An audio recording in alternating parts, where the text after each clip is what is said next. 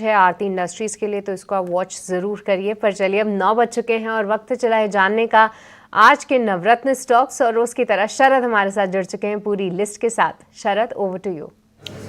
जी बिल्कुल सृष्टि, hero MotoCorp जो है सबसे पहले फोकस में रहेगा, हमारा पहला स्टॉक है। नतीजे देखें तो लार्जली हम कह सकते हैं कि स्लाइट मिस हुई एस्टिमेट से, हालांकि कमेंट्री स्ट्रॉन्ग आई है। उन्होंने कहा जो रिकवरी है 125 सीसी सेगमेंट में, यहाँ पे जो है एक अच्छी मार्केट शेयर ग्रोथ की जो है अनुमान है। इसके अलावा कंपनी के जो प्रीमियम सेगमेंट है वहाँ पे ब्रांड बिल्डिंग पे जो है ओवरऑल फोकस रहेगा। मुथूट फाइनेंस की बात करें तो यहाँ पे अच्छे सेट ऑफ नंबर्स देखने मिले हैं। NIMs में भी स्टेबिलिटी आई है, गोल्ड लोन AUM में भी ग्रोथ आया है। मणप्पुरम फाइनेंस के भी largely inline set of numbers आए हैं और लगभग 15% का जो है इनलाइन जो है आप कह सकते हैं गोल्ड लोन ग्रोथ का जो है अनुमान कंपनी ने दिया है। नायका की बात करें तो largely inline set of numbers आए हैं, BPC सेगमेंट में अच्छी परफॉर्मेंस आई है और इंटरेस्टिंगली 2 एक्विजिशंस जो हैं उस पर अपनी स्टेक बढ़ाए हैं। लगभग 300 करोड़ का जो है इनका टोटल इन्वेस्टमेंट है। Piramal enterprises weak set of numbers आए हैं, हालांकि जो डिसबर्समेंट्स है रिटेल सेगमेंट में स्प्रेड्स में उसमें बढ़ोतरी आई है, स्पेशली हाउसिंग सेगमेंट को लेके। हिंदुस्तान जिंक वेदांता ने जो है अप्रूवल दे दिया है लगभग 2.6% स्टेक की जो है ओपन मार्केट में बिकवाली करने के लिए OFS के ज़रिए।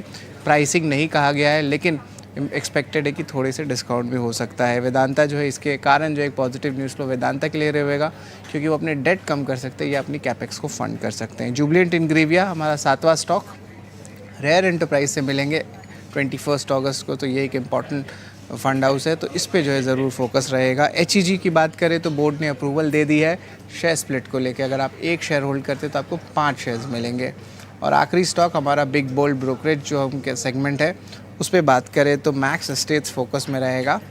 इन्वेस्टेक की रिपोर्ट आई है मैक्स एस्टेट्स में और यहाँ पे इनिशिएट बाई किया है, टारगेट प्राइस रखा है लगभग 700 रुपीज़ पर शेयर, और वो कह रहे हैं कि जो NCR रीजन है वहाँ पे अच्छी डिमांड जो है ब्रांडेड डेवलपर्स के लिए देखने मिल रही है लग्जरी सेगमेंट में, और जो न्यूयॉर्क लाइफ के साथ पार्टनरशिप हुआ है उसके कारण जो है वैल्यू कमर्शियल बिजनेस में भी दिखती है। तो ये अहम 9 स्टॉक्स है जो आपके रडार में आज होने चाहिए।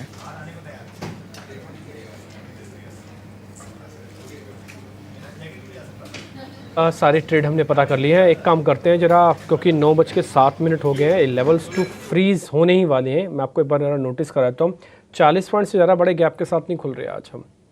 ऑल्दो आज गिफ्ट निफ्टी भी आपको इतना ही दिखा रहा था, तो ये गैप वैसे देखा जाए तो कुछ बहुत ज़्यादा काम का आपका नहीं है। वजह क्योंकि 40 पॉइंट जोड़ने पर भी आपको ये 24,200 के ऊपर नहीं खुल रहा।